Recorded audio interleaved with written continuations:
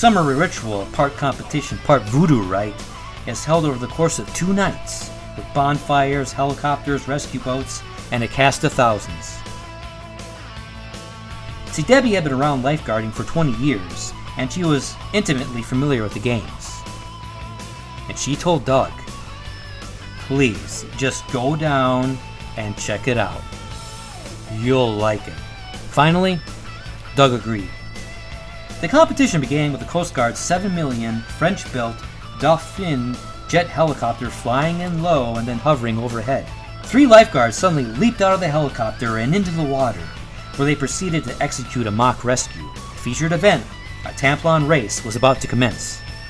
A Tamplon race, named after Supreme Court Judge and lifeguard Irwin Tamplin, consisted of a relay race featuring 4 events: running, swimming, paddling, and my own specialty, dory rowing.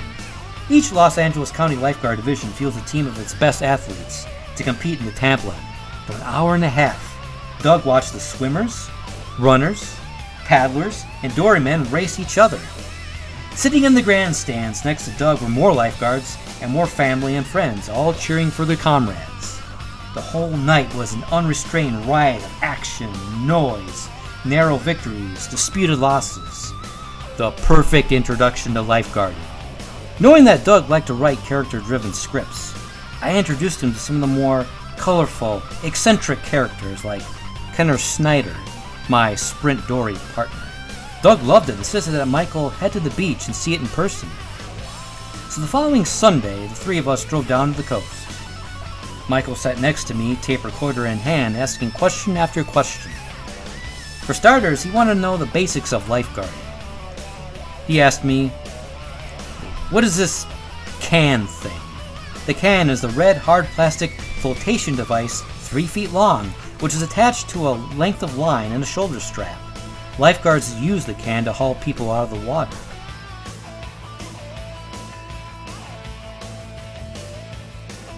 A guard never wants to have direct physical contact with a drowning person.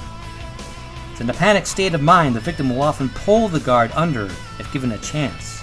So the best alternative is to hook the victim to the can and then pull them through the water using the line and shoulder strap. Michael also asked, why are the guards always swinging their cans? It's simple but important. Lifeguard towers are set about 300 yards apart. So on a crowded day, a guard walking toward the ocean will swing his can above the heads of the patrons to inform the guards on either side of him as to his whereabouts. So therein lies the beauty of collaboration, which became the strength of our eventual partnership. The beach had been an intimate part of my life for over 20 years, and I knew it too well. Doug and Michael, both fresh and new to the scene, came to it with naive, curious perspective. And Doug quickly realized that lifeguarding was unique. Lifeguards were exciting. Doug became a believer. Baywatch was an exceptionally good subject for a television series.